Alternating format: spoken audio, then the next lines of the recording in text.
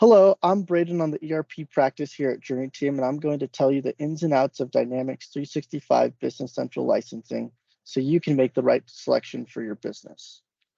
Inside Business Central, there are two main licenses. We have the Essentials license and the Premium license. The Essentials license captures most things that you might need for your business.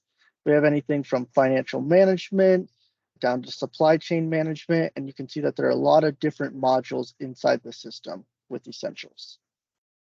The second license that we have is the Business Central Premium license. This captures the service order management module and the manufacturing module.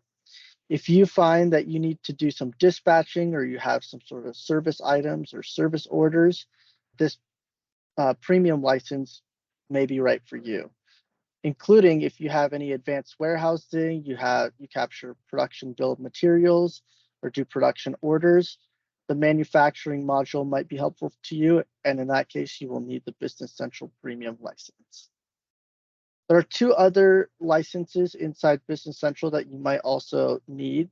So if I go back to the pricing, you will notice that we have a team members license, which is $8 a month.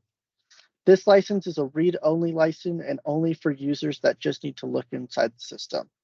If they aren't going to be inserting any values or filling out any fields, the team member license might be right for you. If we look at the pricing right here, you can see that the Essentials is going to be $70 a month per user per environment. With each license here, you get access to 3 sandbox environments and 1 production environment. And the premium license is going to be $100.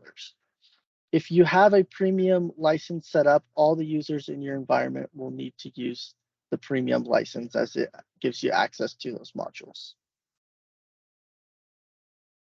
And to the last license that Microsoft offers is the external accountant license.